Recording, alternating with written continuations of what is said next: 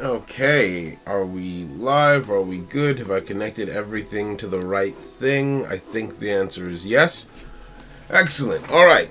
Now, today we have a brand new build of Summoner's Nexus, and it is... honestly, it's awesome, right? It's awesome. We've got multiple full decks in the game now. The runes for various subsets have been added. So you've got the full Ancient Beast subset in the game now. You've got that whole deck. It works now as the whole thing with its runes. Same thing with the Reaper subset. Which is, they've got their runes, they're a full force, they're a full threat, they can be tested as a whole, and soon we will have both the Valiant subset and the Aria subset joining the cast to make for the 70 cards that we'll be going into open beta with. So we've almost got all 70 working and ready to go, which is insane. We are only missing 1, 2, 3, 4, 5, 6, I think. Yeah. There's only 6 cards left to go, which is absolutely insane. So, let's not get too ahead of ourselves because we've got some testing that we need to do. We need to make sure that our house is in order effectively. So we are going to hop into training and just play around with a few things, get footage, test first off the new things that have just been added in. So we're going to test the... let's actually start by testing the Reapers. We'll start with testing the Reapers and their new cards that have been added to their repertoire, as it were. And we'll go from there. What cards actually have been added? What do I want to test first? Okay, I guess we'll test the Reaper's contract first, right? So we're focusing on runes at the outset. When the wave starts, reduce your Nexus gauge by a certain amount and move a Reaper card. And let's also test Reaper's Hollow, which is supposed to boost our attack, which will be this one over here. So we'll test these 2 cards first. We'll put Umbrage on the field because he's Umbrage. We'll put Ward on the field because, well, I don't really have a reason. And we'll put Kronos on the field to back Umbrage up. And that will be our turn 1. Alright? And we're just going to go through and test the heck out of everything we've got here. Alright? Now, let's see here. And we have the Reaper's Hollow is ready to activate. Now, the Reaper's Hollow should only be activatable when? Only at wave... sorry, Reaper's Contract is only activatable at wave start, so let's go for this. Please select a card to move. Reduce your Nexus gauge by 50 times the rank of a Reaper avatar you control. Move that card to another zone you control. This is... you know what? Let's just do this. Whoa. Oh, interesting. I don't fully understand why it's showing so many options. This is going to be... players show the menu, ask them select Reaper avatar not exceeding the next... yep. Please select a card to move. Huh. So he's in my assault zone. So the defense zone and the counter zone I understand. What does move point 2 mean? Okay, so this room doesn't work as intended. Whoa! Whoa! Whoa, whoa, whoa, whoa, whoa. That's kind of crazy.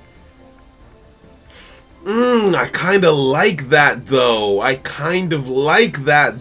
Is the thing. That's not how that's supposed to work literally at all. We're going to reset. Actually, no, let's test the Reaper's Hollow first. I should be able to target Umbrage with this effect as well, yep. He'll go up to 400. Nothing happened. Why? Okay, we have a freeze. I'm gonna note that down at, what's our time code? 4 minutes in.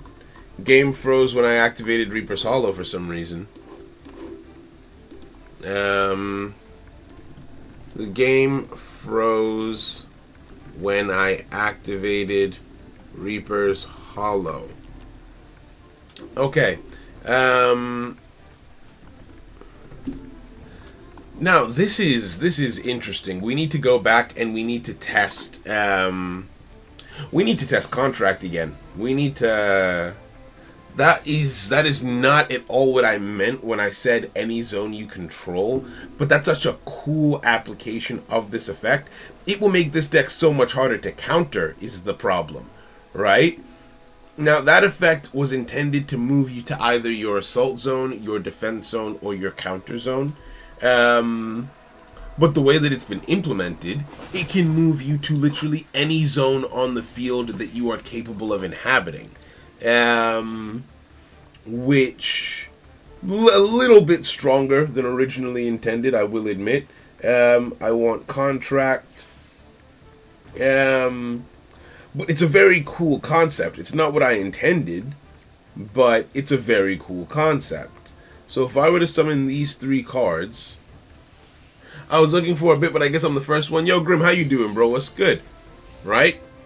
Thank you for lurking. Thank you for hanging out. Yeah, it's a random Saturday stream. We're just going through and vibing. Reaper's Contract. Please select a card to move. You. Now, the only thing that I don't like about this is the layout of the boxes, right? The presentation of the boxes. It needs to all fit within the correct space. So we're going to say 6 minutes in. 6 minutes in. All of the options need to be fit within this space. So can we make the box, maybe we make this longer, right? Maybe make the main box longer to give space for all of them to be in a row, right? That way we can have that. So what happens if I choose, I think I understand now. So if I were to choose what's the difference between the checkpoint and move point 1? Also, oh, I see. So it puts me in the counter checkpoint. Okay, all right. We need to rework the way that some of these things are worded. Actually, no. The wording might be okay. The wording might be okay. Let me think. The effect didn't resolve the way it was supposed to. So how it's supposed to work is, you reduce your Nexus gauge immediately. So we need to do that again. You reduce your Nexus gauge immediately.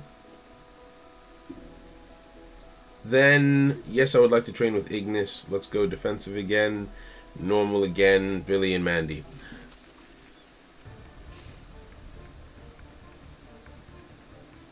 We put down Umbrage the Reaper. And we put down the Reaper's Contract. And so, when this effect is activated,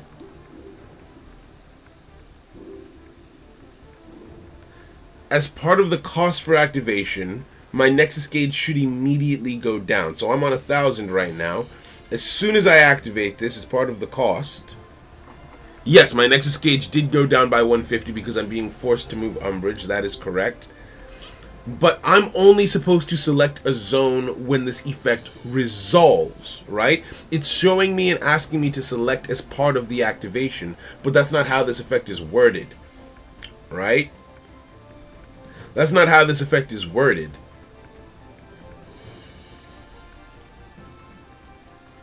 And then I only move when I move when this happens.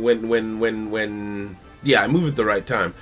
Conditional. When the wave starts control, semicolon. Move that card to another zone you control. It's because of the wording. Might be worth having like a mini map for more readability. Like, oh, just click the spot you want him in or something. Or like a look at the field option. You have the option to look at the field, right? Well, I think I do get what you mean actually.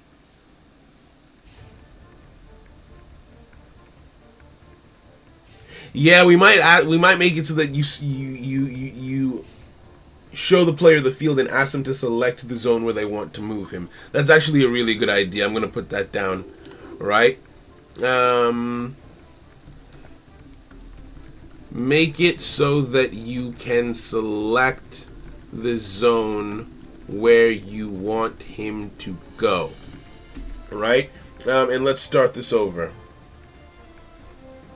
Right? That's a really, really good idea. It could be the case that when you click on it, that and like it'll be nice for the word strugglers facts, right? So when the effect is activated, off rip just immediately, it shows you the screen, it shows you the field basically, and just asks you to tap on where you want them. I like that a lot, right? So we'll do it like that. I'll do a demonstration so that they know as well.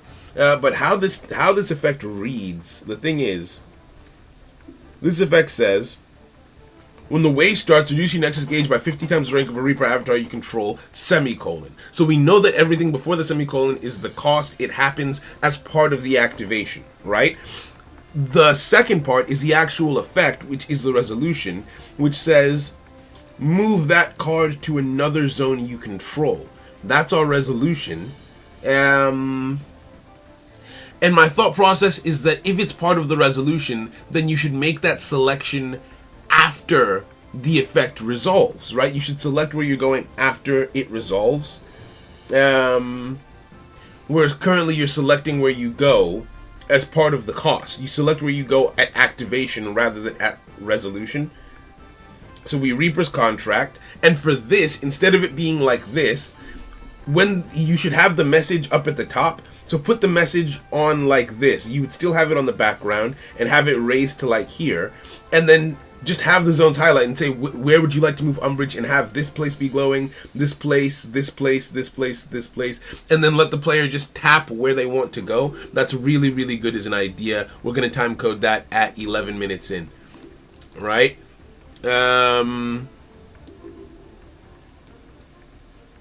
Right? I feel like that's a much better way of presenting that information. But yeah. Because I think I remember some cards having similar functions like targeting an enemy, the tokens. When you have multiple, it applies to each of what some... Because I think I remember some cards having similar functions like targeting an enemy or the tokens. When you have multiple, it applies to each somewhat nicely. We've sort of figured out how to make that work a little bit better. Where if you target an enemy card... So for example, with tokens, all tokens have numbers now. So like you will see the specific token that you're targeting a lot easier, which is really, really helpful. Okay, so we're going to make it so that you can see where you want him to go. Or you can select the zone where you want him to go. They need to make it so that he makes the selection on resolution rather than activation. I feel like... because that's such a small thing, but I want the game to be consistent, right? I want consistency across the board, where it's like, okay, you know what to expect when you activate an effect. What is that flash that keeps happening, right? At 13 minutes in, there's a weird flash that keeps happening on the screen. Weird flash at the top of the screen when a game begins. And then, what I think I'll do is, let's actually test to see if it doesn't work at all. Or rather, if it works past when it's supposed to. This is only supposed to be activatable at wave start. Let's see if that's working correctly, right? Yo, Zane, what's good, bro? How you doing? What's good, what's good, what's good? I ended up not streaming last night. I had too much going on, and I ended up being tired. So I decided to stream today instead. Before I step out. I have to go out in about an hour, but I wanted to get at least the first part of testing in. Okay, good. It's not activating. Solid, solid, solid, solid. We activate Carnage here. So when we swing into the token gets destroyed, but we get... Ooh, I like that. I like that effect. I don't like that it's lightning just like Ryu, though. It looks like a purple version of Ryu's lightning, which I'm not a massive fan of. But yeah, no, contract only activated at the appropriate time, which means that the only other problem with it is when the effect is resolving. This is annoying, but we're going to do it one more time. That way I can get specific footage of the way that it's activating. So we go normal, we go Billy and Mandy, and we'll just do this really, really quick. So, it is a very straightforward process, I think, to get this working the way that I want it to. I don't think that they will struggle with doing this at all, which is great for me. That makes my life a whole lot easier. So we'll summon Umbridge in Assault. We will put Contract here. Zane, oh my days, the developers buffed Contract by accident. They massively buffed the Reaper subset by accident. In a way that I hadn't ever really considered, and I think it's cool, so I'm going to leave it for the time being. Where before, so Reaper's Contract, how it's supposed to work is, when the wave starts, reduce your Nexus gauge by 50 times the rank of a Reaper card you control, move that card to a different zone you control, so either your Assault, Defense, or Counter zone.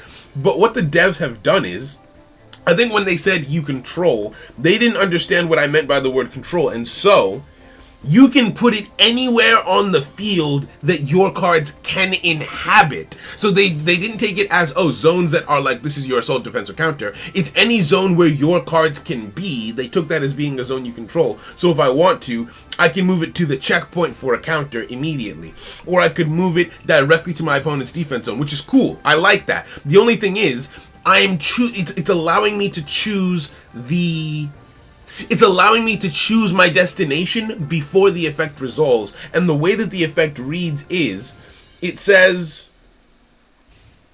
Graveyard, when the wave starts, semicolon. So everything before the semicolon is cost, you pay the cost. And then upon resolution, move that card to another zone you control. Which means that I don't think you should be selecting your destination until the effect is resolving, which is a minor thing, but it makes it so that the effects are consistent across the board, because things after the semicolon are supposed to be are part of the effect rather than part of the cost, and the effect won't have activated, or the effect won't have resolved until the effect resolves, right? They didn't need the buff. No, I don't think they needed the buff. I don't think they need. Last time we tested the Reapers, they were quite strong. They were quite strong the last time we tested Reapers. But I'm happy. I'm happy with it. I don't have a problem with it. So, the selection should happen when the effect resolves, not as part of the. Actually, I don't know if this matters. Will anyone be confused by this? Is it worth making this a change?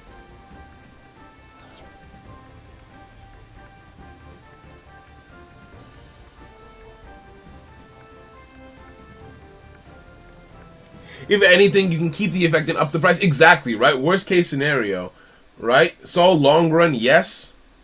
Yeah. Not as part of the cost for activation. So please make it so that the menu appears when the effect resolves. You're right. Think about the long run. Say hello to Second Tuition. No, these guys, it's absolutely, this is a really, it's a solid buff as well. It's a very solid buff. Okay, let's go again. So I've done all of the testing that I wanted to for the Reaper's Contract. We've got a few things that need to be changed with it, but I'm happy with it overall. Alright, the next thing is the Reaper's Hollow. Reduce your Nexus gauge by 50, increase the original attack of a Reaper card by the chosen amount. The affected card cannot attack directly. Actually, I already know that this is working. I literally just tested it. Let's test it just to be sure. Let's test it with an eye on it.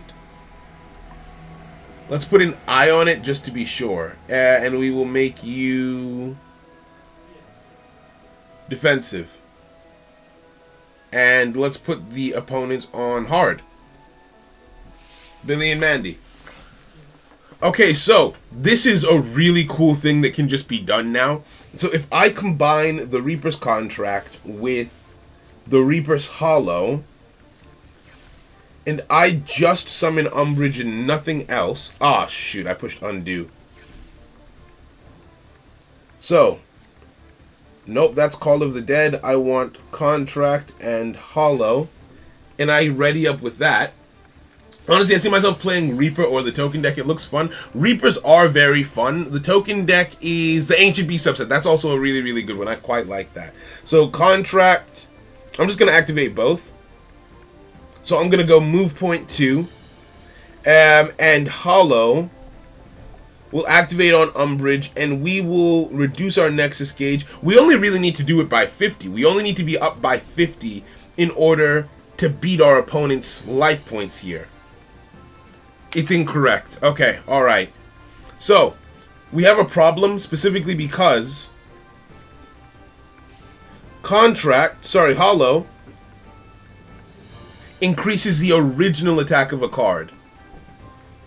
Hold on. Hollow increases your original attack. Let's activate Carnage.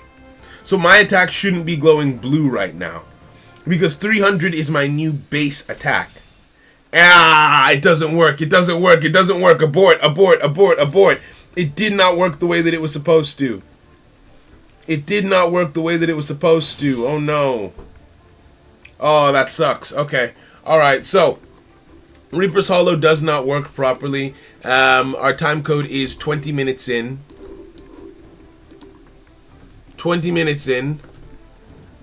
Reaper's Hollow does not work correctly. You can apply the boost, but it is being... You can apply the increase, but rather than being a permanent increase, it is being treated as a temporary boost. Umbrage should not have been blue, and when he used Carnage, his attack should have been reset to 350. Yeah, unfortunate. I think it is too strong and unnecessary. We can give Reapers a new rune with that effect that power creeps the previous one in later development if necessary. Okay. Because in Digimon, I've been liking token stuff. I think the idea of token decks was lost quite heavily in Yu-Gi-Oh! So I'm glad to be able to rediscover it in these games. No, that is... Actually, that is true. Tokens don't do much in Yu-Gi-Oh! Outside of, like, the adventure deck, if I'm not mistaken. You don't think it's a necessary buff? Because I don't like the idea of directly adding a rune that does the exact same thing but better, because that is a more blatant example of power creep, right? I would rather add more vertical options, more horizontal options for them than a direct vertical increase in power, right?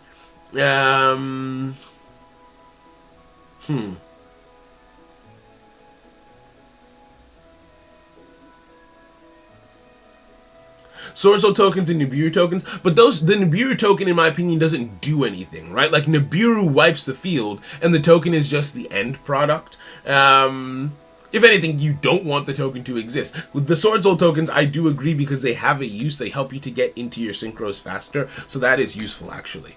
So, Zane, you think that it shouldn't...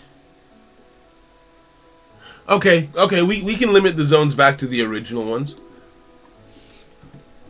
Also, it should be limited down to assault, defense, and counter zones.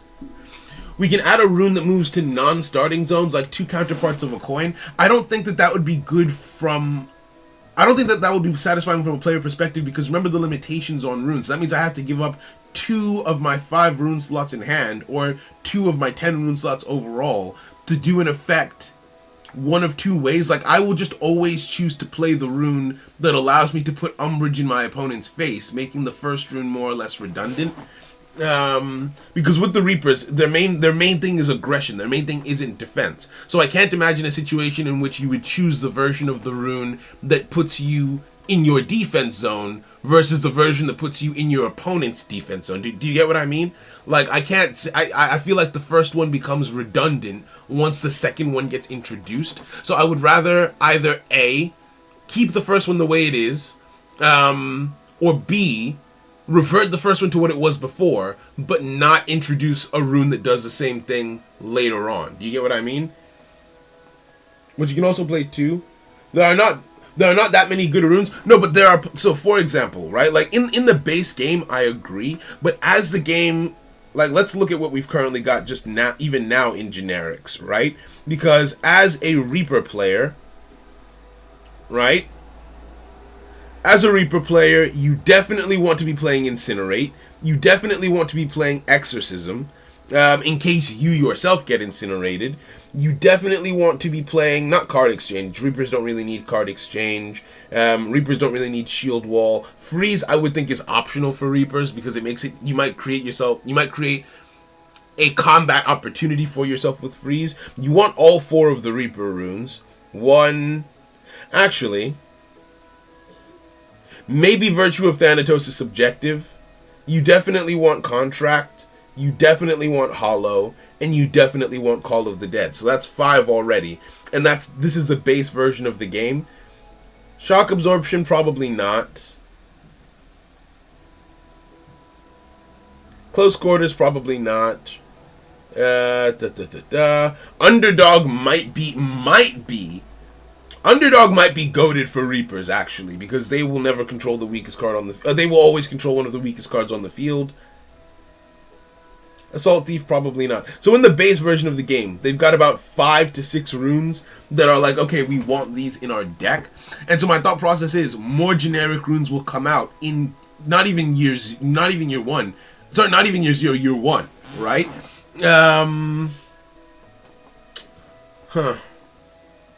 Reconsider throwing Umbrage at their face, then moving it back to counter. I kind of like the rune thematically because death follows you everywhere. I wish I... Gameplay standard, I see this as a very aggressive card, but it could rip your life a little more to make you commit a little more. You know what? I kind of agree. Because here's what I'm thinking. I think we maybe keep the buff. I think we keep the buff but increase the cost. Because currently it was designed around the idea of, okay, you know, you're going to be using this to defend yourself, right? The idea behind Reaper's Contract was that it was always supposed to be defensive. You take a card and you move it to your assault, defense, or counter. So the only quote-unquote aggressive thing you could do with it is summon Umbrage in your counter zone, block whatever your opponent is doing on turn 1, and then on turn 2, move Umbrage over to the assault zone to start fighting with him.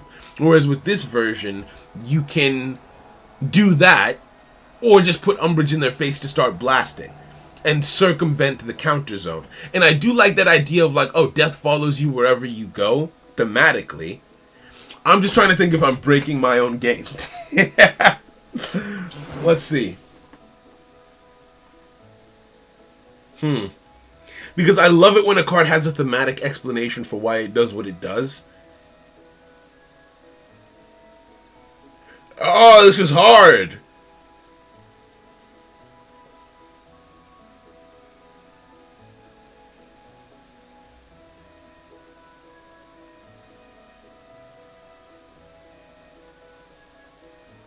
You think early on the buff is unnecessary. So what you know what? What if we do this? Hey, wait. Okay, so best of both worlds. Why don't we combine both of you guys' points? Wherein let's put the rune back to how it's supposed to be now. And if the Reapers ever need a buff, we know exactly what to give them. We just put the rune back. We just do it again, right?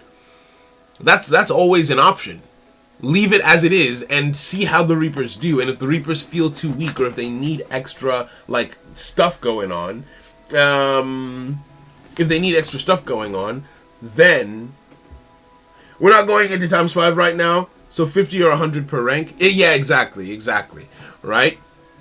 Yeah, no, okay. I'll have them revert it. I'll have them revert it to what it's supposed to be. And then if we still see that, like, okay, the Reapers need help, because you are right, the Reapers are already very strong. We buffed them already in the testing phase of the game. They don't really need more right now. So who do we test next, right? Yeah. Right?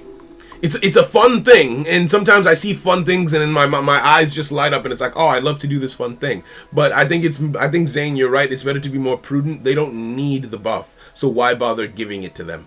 So yeah, we tested Reaper's Hollow. Reaper's Hollow unfortunately does not work the way that it's supposed to.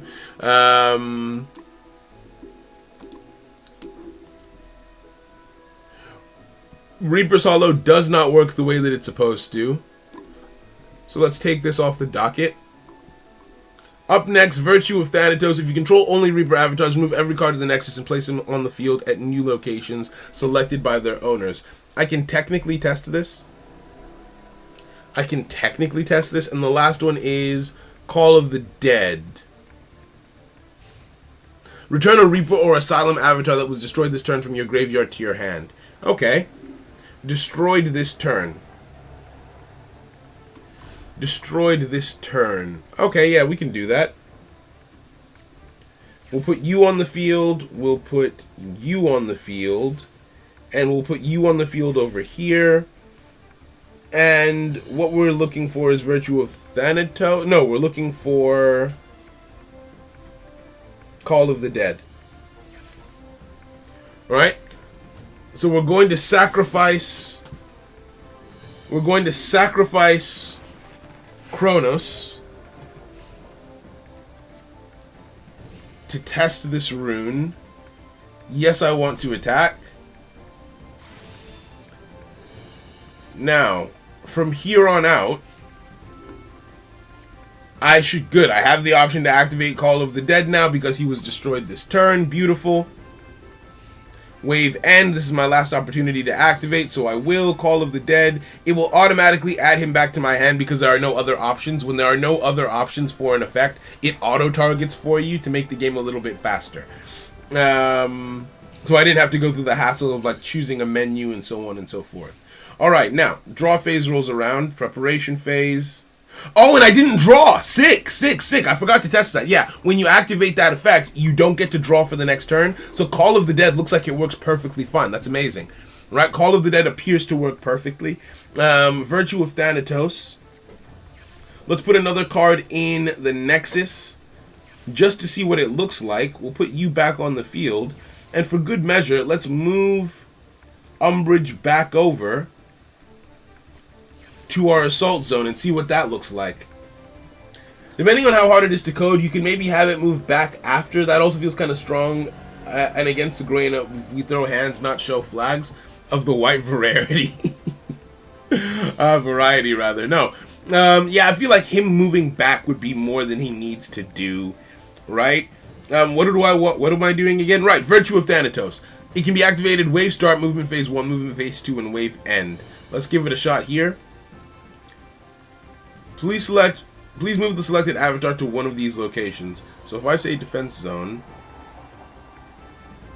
Huh. What's happening?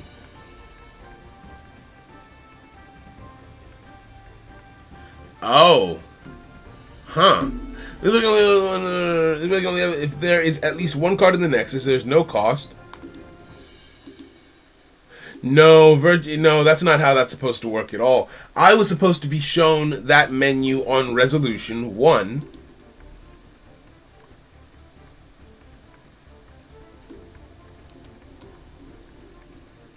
Huh.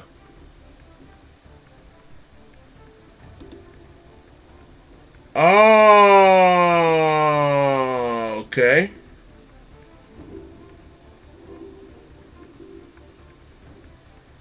Okay, yep, the only problem with that is it was supposed to happen at resolution, right? Because of where the comma is. If I go to my graveyard and I look at this... Oh, actually, no, technically, if you control only your avatars, move every card in the Nexus and place them on the field in new locations selected by their owners. I guess it doesn't have to be at resolution. That's what I have in my notes. When the effect resolves... No, but it's better if it's at resolution. That way, if your opponent interrupts it, you don't waste time. So, I should have been shown that menu on resolution. So, 33 minutes in is our time code. Virtue of Thanatos, 33.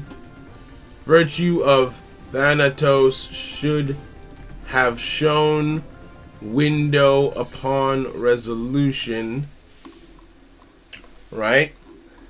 And I think that's the last, that's the last Reaper effect, the last new Reaper effect that I wanted to test. I feel like Virtue of Thanatos does need more testing. That feels like that doesn't feel sufficient in terms of testing. But I also now realize that you can't really test it against the AI. because it is, what's it called? The AI doesn't put anything in the Nexus, right? I feel like that's a kind of effect that you'll really, really get the testing in for it once you are in a gameplay situation against another player, right? So let's go in, and now we test the Ancient Beasts. So we go in on, let's go normal. I've already actually done a little bit of testing for the Ancient Beasts.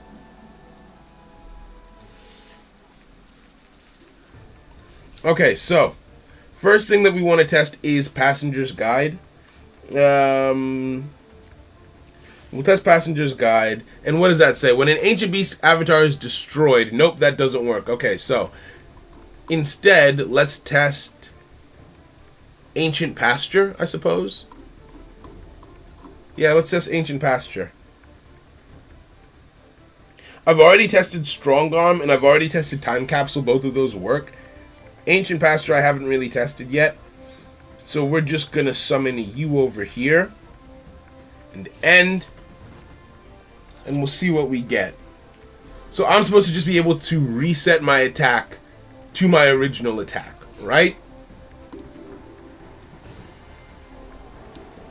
So if I swing in with you, I activate Ally of the Ancients, because of course I do. Put the token in the assault zone.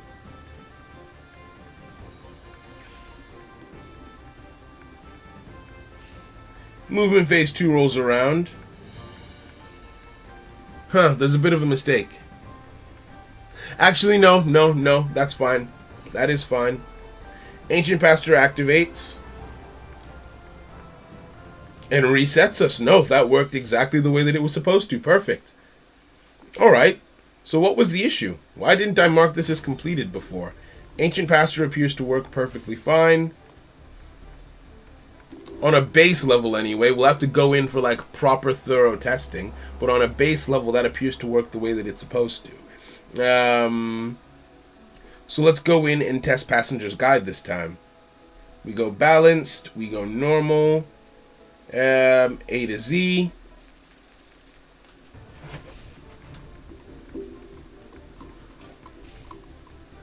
And that means this is the last of the new cards, which means that there are still, so we'll go through and test the old effects that weren't working before. Passenger's Guide.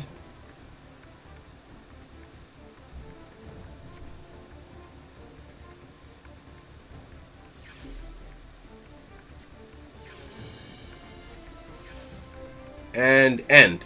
So, when I get destroyed here, not if, I will be able to generate a token that allows, well, normally the Ancient Beasts generate tokens when they win fights, right? So if I were to win this fight, I'd get a token, but we tied. I lost. So I get to Passenger's Guide here. Why didn't the card flip face up?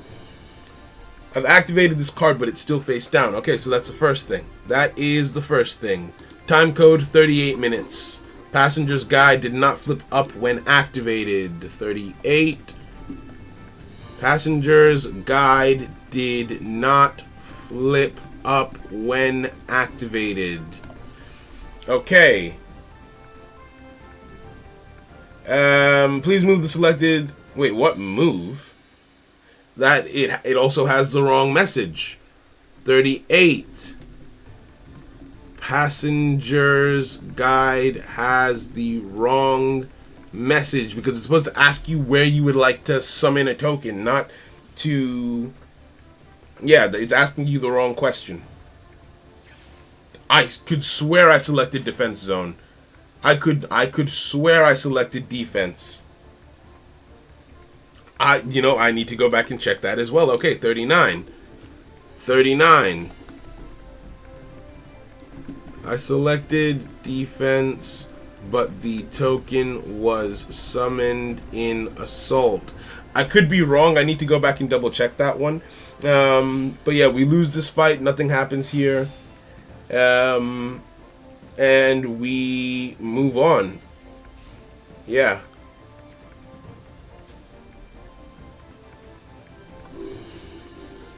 Damn, okay, so Passenger's Guide. I mean, it only has a few issues, but it definitely has issues. Didn't flip up, has the wrong message, and I think it summoned the token in the wrong place. But other than that, I mean, hey, it gave me my token, which is nice. It's nice to see that that part of it works. That's the most important thing. I want to do... Again, I'd like to do more extensive testing on Guide, but realistically speaking, I just want to test that things are, like, functioning at this stage, and then we'll get into the nitty and gritty later on. Right? Okay, so... guild marks, I already know that they haven't added them into the game yet. That's okay. They said that they're going to do that later, so I will put this here. I'm doing what I can to make the guild system like more impressive.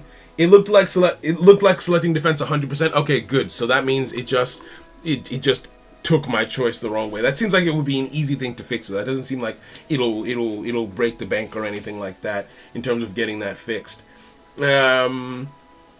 But yeah, they haven't added in guild marks, they've said. Nope, that's the shop. Yeah, okay, that's fine. That's fine. So in the guild section, you have guild packs where if I didn't mean to push that. If I, as a guild leader or a guild admin, choose to spend things from my guild's bank on one of these, everyone in the guild will gain access to this card back. You'll gain access to this game mat. And you'll gain access to... Wait, no, it's a card back. What the hell is this? Right, it's a card back, it's a game mat, and a background for the guild, right? So we gain access to all of those. So because I paid for this, we all have this card back, this game mat, and this guild screen. So if I go to the shop, we all have access to those things down here. Right? If I'm a guild member, I can now purchase this because it was purchased from the guild pack. Now, guild marks is going to be that when an artist does like a special variant, you'll be able to find it in the guild marks section, right? So you'll come down here, and if I, as the guild leader, purchase that guild mark, everyone in the guild will then be able to purchase that variant of that card from the guild shop, which I think is going to be a really cool way to make like the guild system a lot more immersive. So it'll then appear down here as one of the marks that the guild has acquired, right? So it's like Warframe guilds where you can get guild exclusive frames for your fellow guildmates and everyone contributes to getting it. Exactly, it's just like that. So you've got the guild bank, right? And each day, each member can donate up to 500 sigils. Sigils are the in-game currency. So basically each day, you can donate up to a 10 pull on a standard banner. Right? Now, whether or not your guild members will want to donate up to a 10 pull on a standard banner is up to you, because that is your actual outside of the guild currency. You have guild tokens that you get, which you spend in the guild shop specifically, but the guild tokens aren't what go into the bank. You have to put sigils in the bank, and you spend sigils to get all of these cool things. So let's say everyone put in 500 a day for a month. That would put you at what? Is that 300,000? I'm bad at math. 500 times 30. Okay, times 30 again, because I think that the most people you can have in a guild is it 30 or 15? I think it's 30. Yeah, so if everyone were to give the maximum each day for a month, and there are 30 people in the guild, each month you're generating 4,500,000 guild tokens. Sorry, you're generating... Your bank will go up by 4,500 each month. Which means that after 1 month, you can afford most of the things in here, right? You can afford most of the guild packs, but you can only afford one of them. And that's if everyone is contributing the maximum. The guild variants are going to be way more expensive, though. They're going to be way more expensive. I think it's going to be like double that. I think the first guild variant that we're introducing is like 900,000. Because I want it to feel like a reward. Like, oh yeah, we worked together for this. We grinded and grafted and grinded and grinded. And we finally got that. Imagine you invested... Oh, what happens when guilds die? That's tough. You got to get a new guild. you have to find a new guild. Imagine you invested and leadership stops playing. I mean, the hope... that to be honest, that would be tough. The hope is that if you have a guild leader before they stop playing, if they know they're going to stop playing, so I can unlock this... and now I can make someone else the guild leader if I want to, right? I can make someone else a guild leader, or I can make someone else a guild admin. So if I make someone, like, there are different positions. If I go over here into our guild settings, I can make it so that If I, where is it? Here it is, right. So, oh wait, no, we don't have anyone. Okay, so basically, if there are other members of the guild, let's say I have like someone who I want to make my lieutenant, like my right-hand man, I could make it so that that person also has the ability to like make purchases and stuff. And so hopefully if one of us were to stop playing, the other one would carry on so the guild doesn't just straight die. But you are right, that is a real concern. That is a real concern. I hadn't actually thought about that. If the guild leaders just stop playing, yeah, your money's locked up. Your money's locked up. I'm gonna join this guild on my other account just so I can see, right? So I've joined now. Right, so if I select Saul here, I can see my position. If I want to, I can increase a person's position to make it so that they can do other stuff in the guild, like also access our purchases and everything. So if I come over here now, have I just forgotten how to do this? Or is this a bug? Why can't I scroll here? Why can't I scroll here and see the rest of our options? Oh, I was scrolling in the wrong direction because I'm silly. Right, so guild permissions. I can make it so that the right hand and squad captains can like do stuff with the guild's funds, so that way it doesn't get locked up, hopefully. Usually, yeah, the system is like have a second and third in command option, so when leader is gone for like 30 days, leadership transfers to the second in command. That's actually a good idea, where if you're not active for 30 days, leadership transfers automatically. I don't have that as a system yet. I'll put that in my notes to add later on. Alright?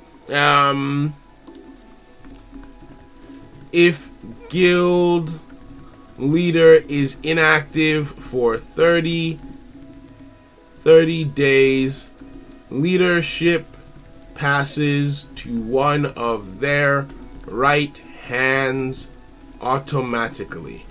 Right? That's a good shout. Or the unhinged way that one game had where it was like if you weren't on, it transferred to a random guild member. Yeah, no, that's insane. That's insane. That's insane. Right? We'll make it so that it goes to one of your right hands. That's a lot more balanced. You can also consider transferring leadership to people who donated the most, as they would likely still want to play and be in the guild. But then wouldn't that make the I was about to say that makes the guild transferring process pay to win. Because like what if you're just like an absolute crackhead? What if you're just an absolute crackhead who has spent a bunch on the guild, and our guild leader goes on vacation, and you take over the guild and start challenging like guild wars that our guild isn't ready to take on yet, and doing all sorts of crazy stuff. Like I'd rather have it be that the people who started the guild get to decide how things go. Only if the leader's absent for 30 days. Fair enough, right? I accidentally upgraded our guild to silver, but hey, that's Mazel tov, I guess. Congratulations to me. Okay, so up next, what do we need to look at? We need to look at, how much time do I have? I've got about 15 to 20 minutes. Change the placement of Ignis. So Ignis has been placed incorrectly. You can see that Ignis is just like in the corner here. What's my current time code? My current time code is 38. So Ignis isn't supposed to just be here. The instruction was I wanted him to be on a button.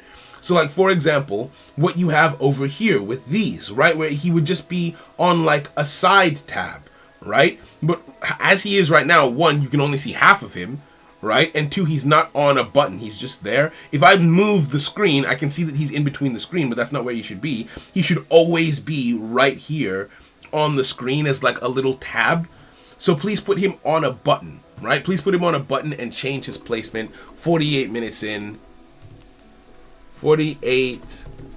Please put Ignis on a button and change his placement so he sits properly on each screen. Because right now, he's like that on all of the screens, right? You only see half of him.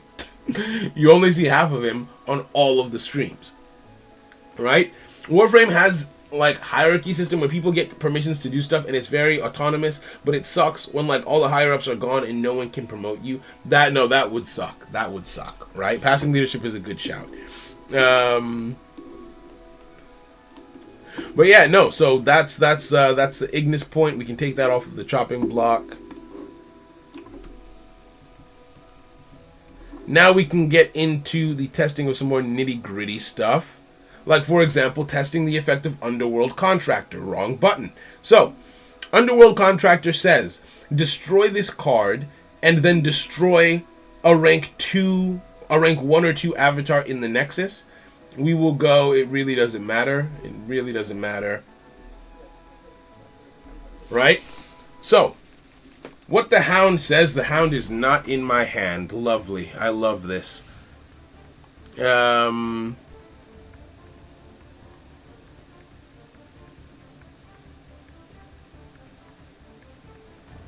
a little bit curious here, actually, because there's some things that I have noticed already that are fine. Like, for example, Umbridge is only activating Carnage now, which is awesome, right? So we already know that works. Just gonna remember to note having the second in command and whoever is below shift somewhat accordingly. That makes sense. That way people are automatically getting promoted. Maybe we can combine that with Zane's idea of the highest donator also gets promoted, right?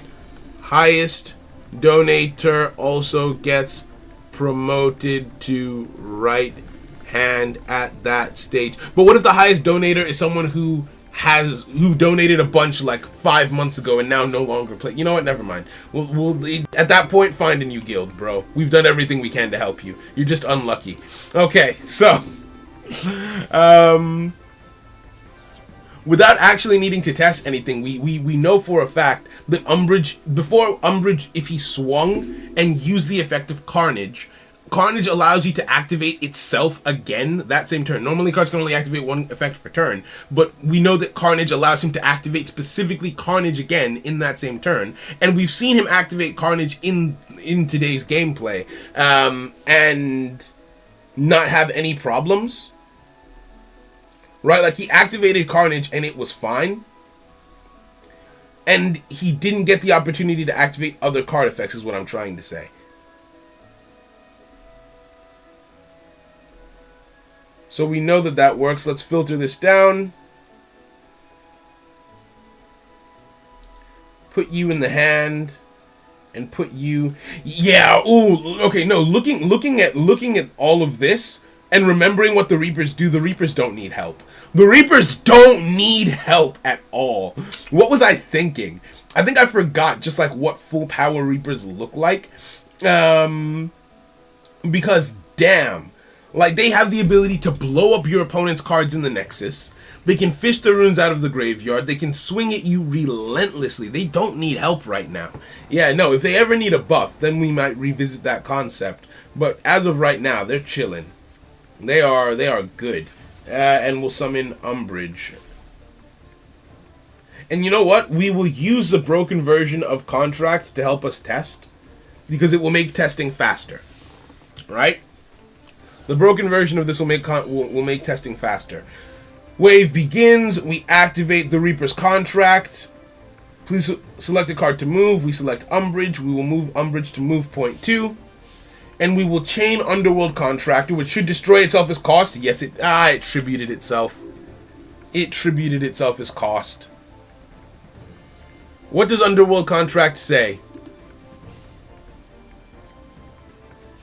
Graveyard. Okay, hold on. Yes, I want to attack. We'll attack you. Don't activate Carnage. Let me see if it lets me stop myself. Chain of Momentum. Okay, it didn't let me stop myself. Good. And I died. Perfect. That's exactly what should have happened. Alright, now, what does Underworld Contractor actually say? Graveyard. Destroy this card. So what's our time code? Our time code is 53 minutes, I want to say. 53 minutes in. Hound tributed itself. It did not destroy itself. So, the animation for card destruction needs to have been used here. It treated itself like a wandering avatar, but it should not have. Hound is destroyed by his effect, not tributed. Okay, that seems like an easy enough fix. Honestly. So we have tested Hound. Unfortunately, still has some kinks. Umbridge did not use Catastrophe on himself, which is awesome. Good job, Umbridge.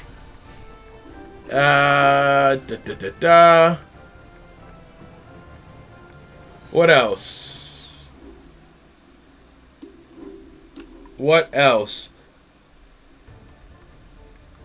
Cursed. We changed how cursed works. Where is Grimace? I put Grimace in my resource deck. Okay, got it.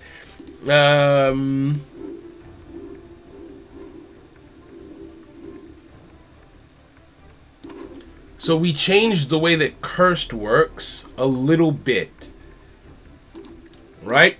So I made a balance change. People promoted need to be active for some time as well. Like if your leader is absent for 30 plus days, transfer leadership into first. But adding all of that, it starts to get confusing. It starts to get, well, not confusing. It starts to get more complicated from a code perspective as well, right? Because you've got like all of these individual things. Like I don't know that I care enough to have a backup plan. But I only care enough to have, like, one backup plan. Like, okay, if everyone at the top stopped playing, your guild probably sucks. So, like, I'm not that invested in keeping your guild alive. Right? At least not as I am right now. Maybe later I will care more enough to make a change like that. Or maybe you could put in, like, a support ticket or a request ticket for leadership to be transferred, and we could do it in that specific situation. Because creating an automated system that covers for all of these things, right? No, it's written in code perspective. That's why you would have probably a hard time reading it. Fair enough. Right? Okay. So what did I write? So what was changed is the status condition cursed was edited. And Zane, you'll probably want to know about this. So basically, you've got various status conditions in this game. They all do different things. And one of the status conditions in this game is cursed, which says you target a card on the field. A card that is cursed goes to the graveyard at the end of the next turn. The idea being, okay, if you curse your opponent's card, well, that card still gets to do things for the rest of this turn, for the rest of next turn, and then it dies automatically. And that is ass. That was completely useless. And you want to know why that's completely useless? Because a turn in at 2 turns is basically like the most you're going to get out of most cards anyway, right? Like if I have not destroyed you via battle after 2 turns, I was never going to win. Right? Like if you curse a defensive card and you choose not to swing into that defensive card because it's cursed, so you want to save your attack. Okay, cool. Next turn, you're going to have to attack into that card anyway, right? So it wasn't making a difference. So I changed the curse status condition so that cards that are cursed are destroyed at the end of the current turn instead of at the end of some prospective turn later on down the line, right? So if you curse a card, it is destroyed at the end of the turn where the curse was applied. No holds barred. Which makes it harder to dodge being cursed. It increases the power level of curse significantly, but it also makes it like actually relevant to have as a status condition. It just means that I won't give the status condition as recklessly and as freely. That lowers the power of cards from the Gladiator subset. Like Hadrian, if I'm not mistaken, he has an effect where he becomes invincible, but he curses himself. Right? So now he lasts for less time, right? He's invincible for 1 turn less. The Gladiator subset, unfortunately, got an indirect nerf, whereas the Reaper subset got an indirect buff. And that's just the way the news goes. The Reaper subset also got an indirect nerf because Grimace curses himself as part of the effect, which makes it more likely that Grimace dies on the basis of the cursing. So it's balanced, I think. At least for the cards that currently have the curse status condition, I think that this is balanced. So I'm going to leave it like this. Okay, anyway. There needs to be a VFX for Umbridge's Carnage effect. They added one, but I don't like it. So we're going to go back to that in a little bit.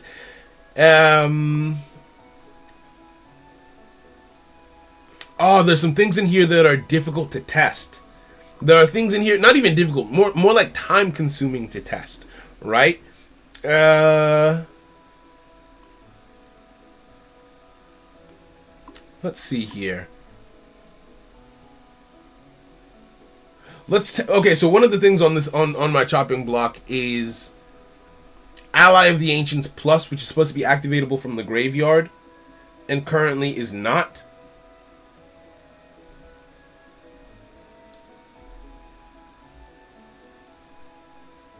Let's go balanced. Let's go. Oh, I got a message from a dev.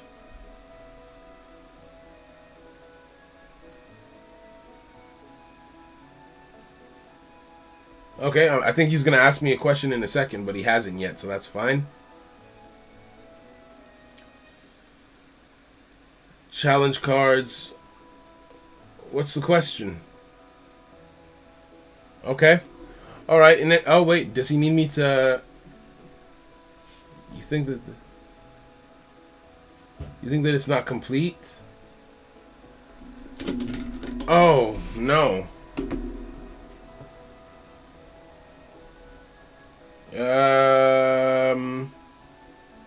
I might need to go.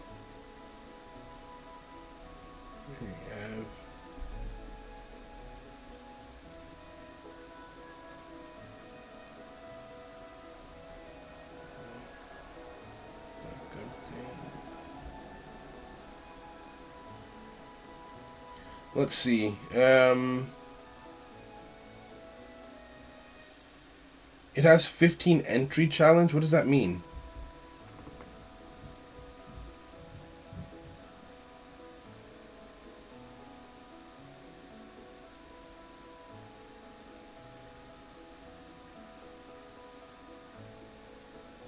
Oh, this is so annoying.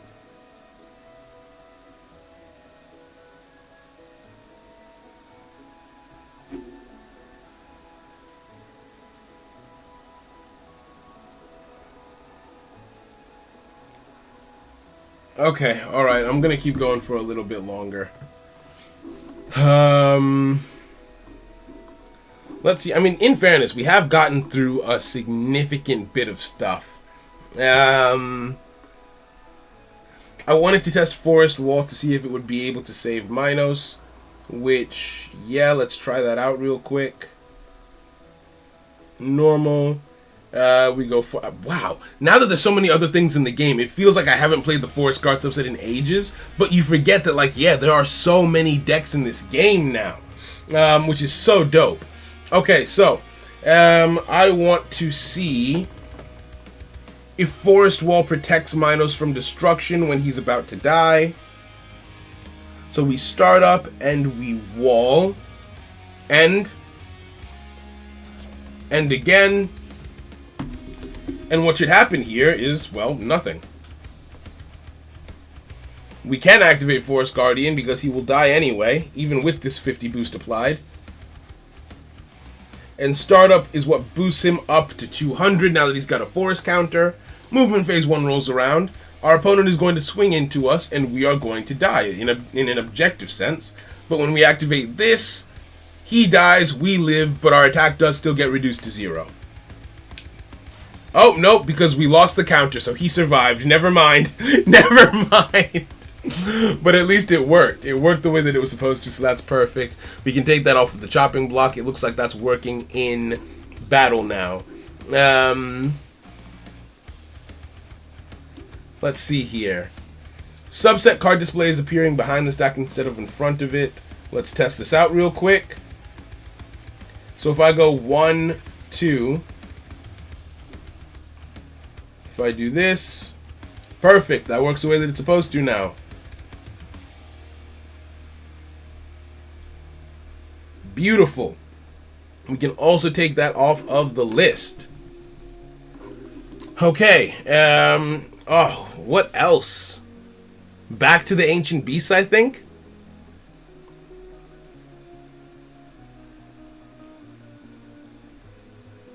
Okay, no, back to the Reapers. Back to the Reapers, it looks like. Back to the Reapers, it looks like. So, we go around, we go back and forth a little bit. There's only a few more Reaper effects that need to be tested, but like looking at this, we are in good standing. Like in today's build, we've identified 1, 2, 3, 4, 5, 6, 7, 8, 9, 10, 11 errors, right? 11 errors. Let's see, there are 1, 2, 3, 4, 5, 6, 7, 8 ones that are outstanding that may have been fixed. We need to test them. But if these ones that have been fixed are like sorted, can you imagine that we have 64 cards in this game and there's less than 20 known errors, right? Of course there are going to be unknown errors that we haven't seen yet, but only having 20 known errors is sick, right? I'm getting very optimistic, and it means that, like, yeah, things are moving a little bit faster than I was expecting. I did not think that we would have all 70 cards done before November was finished, but at our current rate we will 1000% have all 70 cards before the end of November.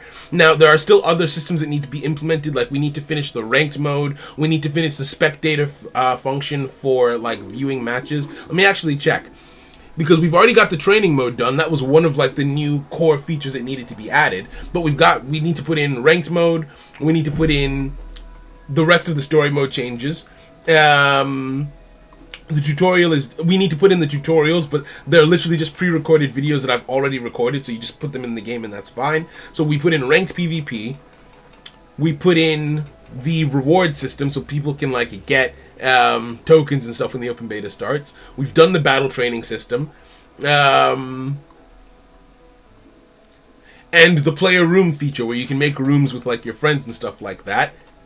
And we're more or less good to go after that. That's sick. Oh, that's so sick. Right? Yeah, no, we're chilling. We're chilling. I put together some starter decks for people to try out. I think they kind of suck now that I look at them again. But that's okay, because people will forgive me for that, I think. I hope. I think. Is Nexus Breach going to be one of the cards in the open beta? Hold on. Why is Nexus Breach here?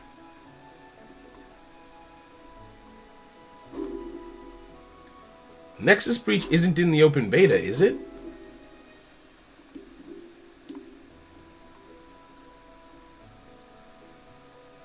I don't think it is. Hold on. Let's go in balance. What am I testing here again? Let's go normal, and let's go with Reapers. I might need to go over the starter decks that we get. Okay, no, there is still quite a bit of stuff. Like, we need to put in the dual log as well. The dual log still needs to be done before we go for the open beta. So we've still got a healthy amount to do. But the cards and the card effects will be ready well before any of that needs to start being worked on. Okay, so Call of the Immortal did not work at all before. So Call of the Immortal says that when... So, let's do the test over here. So if a Reaper card has attacked this turn, all of the Reaper cards on the field need to become invincible. Right?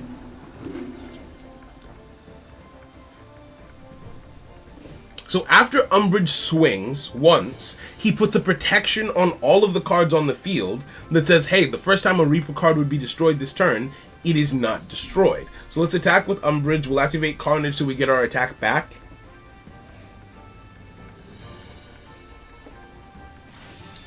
Alright, we get boosted back up. Call of the Immortal is forced to activate because it's a mandatory effect. And sure, let's activate God of the Harvest to boost our attack up a little bit. Now, when our opponent swings into us... Oh, that looks good! That looks really, really good! Oh, I messed with that heavy! Perfect. And it worked exactly the way that it was supposed to. That is perfect. Bro, that looked sick. That purple glow that they all had, that was sick. Okay, Yep, that's working properly now. Umbridge does have a VFX. I think I'm going to ask him to change the VFX being used for Umbridge. I wanted it to be more of like a Dark Pulse sort of thing, but it just looks like Ryu's, the same thing for Ryu's Kirin, just a different color, which isn't really what I'm after. Let's put this down, and shoot, let's do more stuff, why don't we?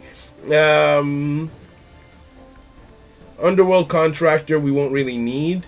Honey Badger is a defensive card, yes? Yes, you are defensive, so you can go here. You can go here, and hell, let's go all in. Let's just go all in.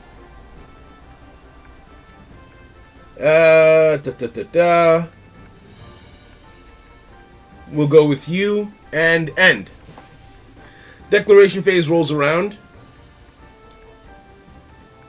I've made a grave mistake. I forgot that my opponent was going to summon something in the counter zone. Okay. Wave begins. Let's not activate. Oh, yeah, no, this doesn't work at all. Yeah, no, I have completely fumbled the bag here. We may as well retreat, because I will die in this fight. Death's Embrace won't get me big enough, and even if it does, I was going to boost with Reaper's Hollow, but if I do this, then I won't be able to attack anymore. Alright, so the most I can do with this is tie. Right? I can boost you up to literally 200. Wait, no. 150. I'm even bad at math. I am even bad at math. Wow. Wow. Wait a second. That is also not increasing the original attack. Same. Okay, so. Death's Embrace. Increase its original attack and defense. No, that didn't increase my original attack. It colored me blue. What's our time code? 111. 111. Death's Embrace did not increase my original attack. I was colored blue as though it were just a boost, but there needs to be that distinction between original attack and boosts.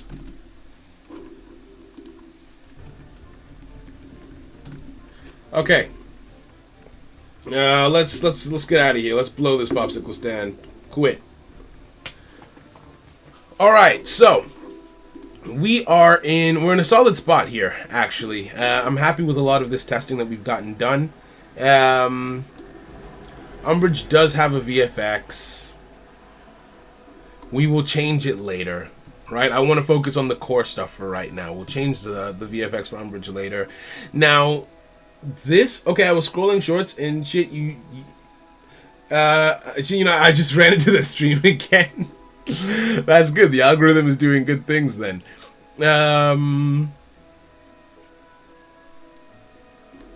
Okay.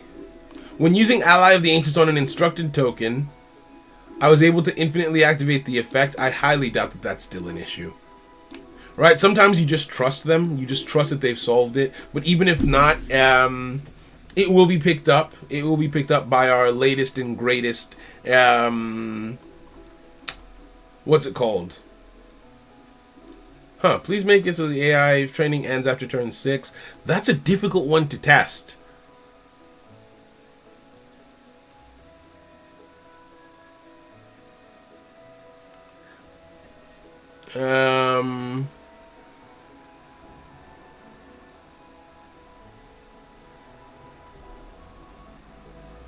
Yes, I want to train with Ignis. Now watching on PC and mobile, you love to see it. Now, this is going to be a boring one. This is going to be a boring one because we just need to see what happens if I say play defensive. And let's just say it's normal, and it doesn't matter what I take in, so I'll just take this in. Right? If we choose to play defensive and do absolutely nothing for all 6 turns, right? For all 6 turns, we sit here and do absolutely nothing, right? The AI should automatically win at the end of turn 6. right? I asked him to put a provision in that prevents the player from being able to win on time in training mode, because if your solution to beating training mode is to just outlast it to turn 6, that feels cheesy, right? The idea is to get better so that you are able to win. If it's against a real opponent, then yeah, sure, you can win on turn 6 by just surviving. But for this, I don't want that to be the case, right? I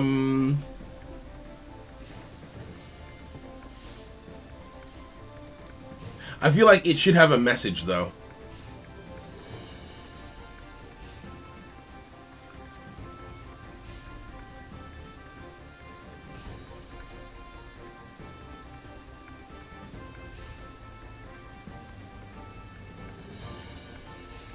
I guess we can have a clause. Okay, yeah, I know what to do. Right? We'll have a clause at the beginning, because I don't want players to get confused, because normally you can win. Highest life on turn 6 does normally win, but I'm trying to discourage that kind of gameplay against the training mode AI. So I might include a message at the beginning of the training with an instruction to reduce Ignis's Nexus gauge to 0. That way, if they don't do it, they're able to understand, oh yes, this I failed because I didn't reduce it to 0, even though I had higher life at the end of the training. I think that's my strategy here. I think that's the plan. I think that's the play. Draw phase rolls around. Wow, my hand is getting fat. Okay. Wave start. What turn are we on? Turn 4. Okay, only a little bit longer. Only a little bit longer. While that's happening, I guess I should just decide where to include that message. I guess in the selection process, right? So include a message in the selection process. After the player selects their deck to battle Ignis, please include a message saying reduce Ignis's NG to 0 before the player is taken to the gameplay screen. They should just have to press OK. Press OK to proceed. Right? That way people know. Right? That way, at the very least, you're not caught off guard where if you don't win on turn 6 when your Nexus gauge is higher, you understand why that happened. Because you got a specific instruction to reduce his Nexus gauge. And this should be the final turn. Moment of truth. Turn 6 rolls around. We've drawn every single card in our deck. Our hand is looking fat. I like that I can still, like, see and navigate even with all of these cards in my hand. Like, I can just make you bigger. Why am I doing that? There we go. I don't know why. I just kept doing that wrong for some reason. Oh, end. Lol. Declaration phase, turn 6. Wave start. Movement phase 1, nothing happens. Battle phase 1, nothing happens. Movement phase 2, nothing happens. Battle phase 2, nothing also happens. Wave end, and this should be the end of the turn. Ignis wins. Ah, you hate to see it. Okay, so we need to change that. It's taking up the entirety of the screen. So 118. 118. Please adjust the message that appears when the player fails to beat Ignis after 6 turns, as it currently stretches off of the screen. Right? But at least we know that the functionality works, and that's what matters the most. Presentation will come later. Alright, so, with that being said, there's a few more things I want to get at. Yes, I want to train with Ignis. Let's go balanced. Let's go Let's go normal. Let's go Ally of the Ancients. I want to test that Ally of the Ancients Plus is working properly. Right?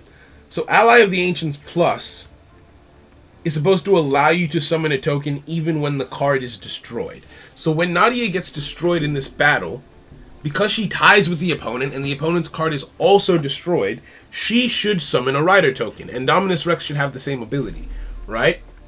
So if everything is working as intended, a Rider token will get summoned when this battle takes place. Battle phase 2.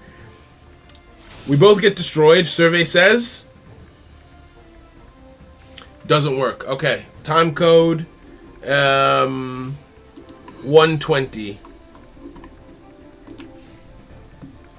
120. Ally of the Ancients Plus is not summoning a token on destruction. Right? Because Nadia has Ally of the Ancients Plus, doesn't she? She does. Right? When this card destroys an opponent's card by battle, summon a Rider token. So even though she was destroyed, that effect still should have activated. So that doesn't work. Right? So for all of the other cards, well, not all of them, for Valor, for Invictus, and for Leonidas, if they get destroyed while destroying an opponent's card, nothing will happen. But for Rex specifically, and Nadia, if either of them is destroyed, but in the process they also destroy an opponent's card, they get a token. If Rex is just destroyed, then nothing happens. Right? Like, this fight that he's about to lose now, nothing should happen, right? Because he's going to be destroyed, but he didn't successfully destroy an opponent's card, right? So here, we don't get anything, right? But in a situation where I destroy you, but I am also destroyed, both Rex and Nadia should be generating counters there. So that's incorrect, unfortunately. And we will just take this and put this over here. Okay, so when using Ally of the Ancients on an instruction token, I'm sure that that's fixed. I'm sure that that's fixed. There's no way. I almost don't want to test it, but if I've come this far and I've been this thorough, I might as well. Yes, we go balanced. Yes, we go balanced. We go easy. And we go A to Z.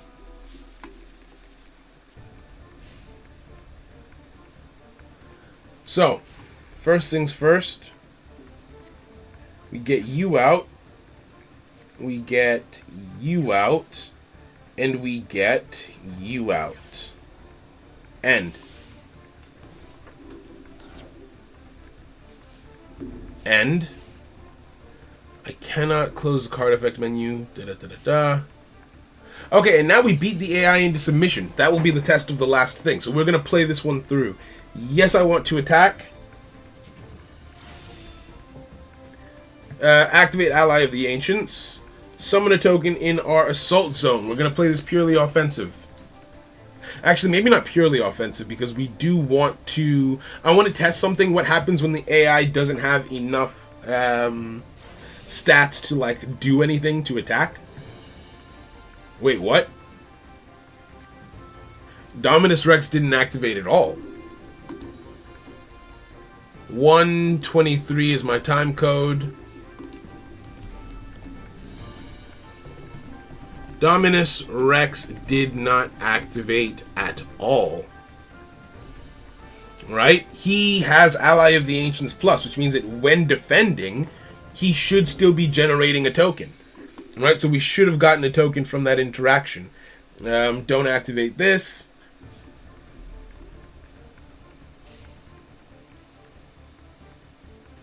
Okay, so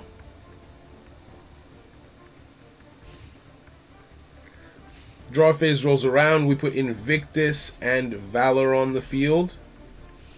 We don't even need their... Well, I mean, we are playing on easy mode, so I guess we wouldn't need the runes from this subset here. We are going to activate Instruction. We are going to instruct the Rider token with, I guess, our effect. give it Ally of the Ancients, and don't chain. So, he now knows Ally of the Ancients. We can see the effect on the card. Don't chain. Battle phase 1 rolls around. The first card on the field to attack will be you.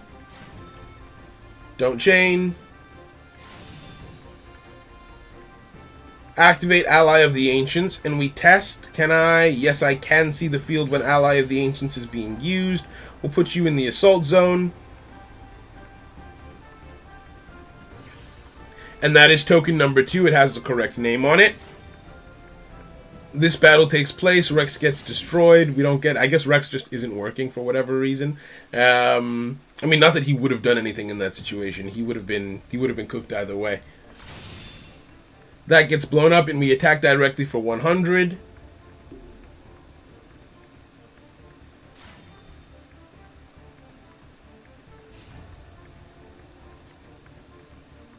Don't chain. Okay, light work. Our opponent is going to go down by another 200 next turn. Oh, shoot. I didn't realize I never attacked. If they go down by 200, I actually don't want to attack them. I don't want to attack them too much here. Because I want to test to see what happens when the AI is out of points in their Nexus gauge and they try and summon. Because before the AI was going into negative values, we don't want that happening. Let's just end. So they go down to 200. And we have... we're going to be dealing exactly 200 points of damage to them, which sucks. So we're going to have to stop that somehow. I think I know how.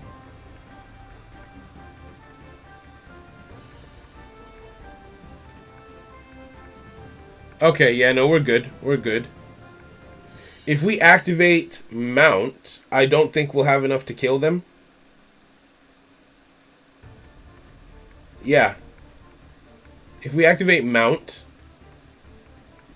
Valor will go down to 0.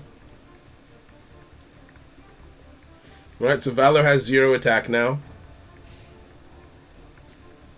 Yep.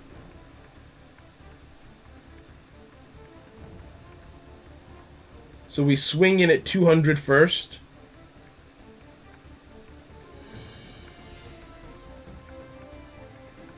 Don't chain. He swings. We generate another token. Ally of the Ancients. Put it in the assault zone. And then afterwards, we're going to activate Calm just to prevent the AI from dying here. We'll sacrifice the first token, so that way it doesn't attack.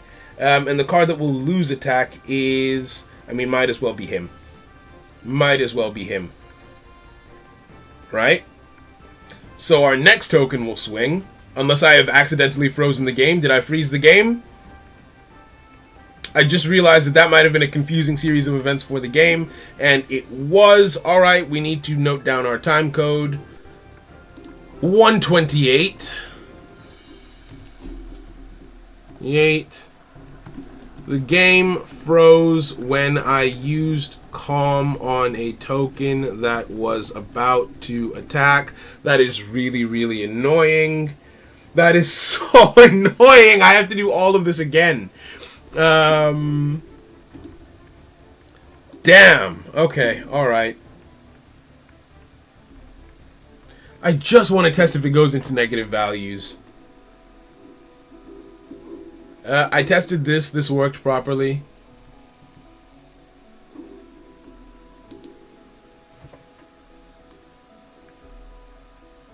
Yes, train with Ignis. You know what? Let's actually play. Let's play a tough game. Let's play a game that this is going to be the last game of the stream, because after this, there's nothing really that I need to test actively. So we are just going to go all out for this. We go defensive for you. We're going to go I think we go you and you. And we're going to incinerate our opponent. I really thought we had freeze, but we don't.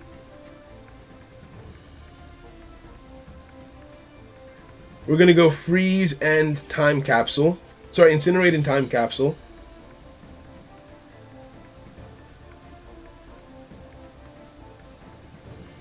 Yeah, I think that's it. We may also need this, actually. Damn. Okay, this is going to be kind of hard. Wave start rolls around. We immediately activate Incinerate onto our opponent's defending card. Don't chain.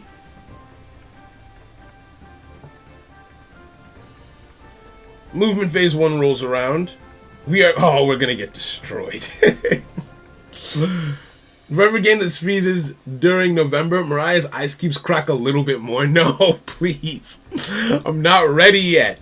Yes, we attack here. We allow Valor to die. Don't time capsule Valor. We don't want her back. We swing in with Leonidas. And he gets to activate Ally of the Ancients. Put that in the assault zone. We're still not going to time capsule that.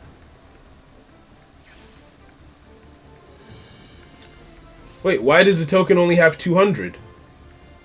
What? Why does the token only have 200 attack? What? What's going on? Right? What are the stats of these things? What are the stats of these tokens? It's 300, 300. So why is my token so small? What is this? Time code 131 31. My token only had we're gonna Ancient Pasture. This is the attack reset, right? Yes, it is. We reset Leonidas' attack back up. Don't activate. 200 attack when the card I destroyed had an original attack of 300 and defense of 300. Alright, and we're going to let Nadia die here.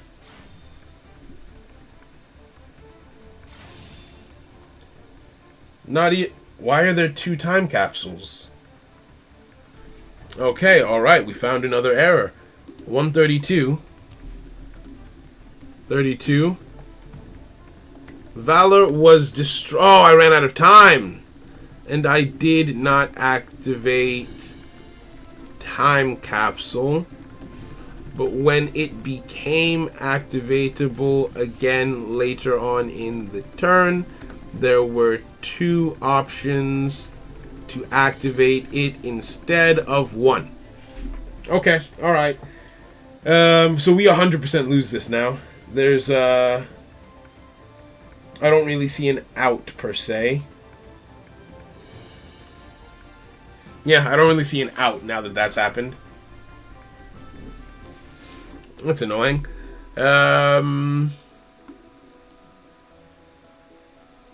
Yeah, I will just trust that these 2 things are done then. Right? The AI should not be summoning into negative values. I'm going to trust that it doesn't. I'd really like to see...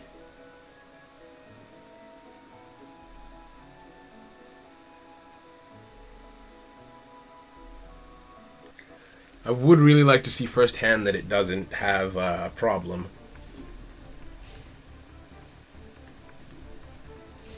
What did I just do?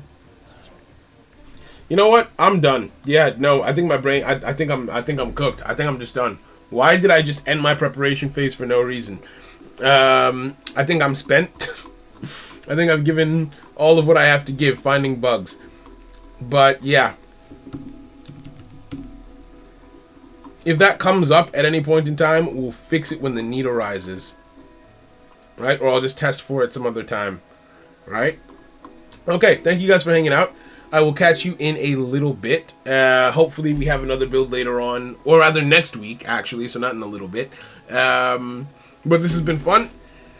Have a good day. Thank you guys for hanging out, those of you who are here, and I will catch you later. Take care. Bye, friends.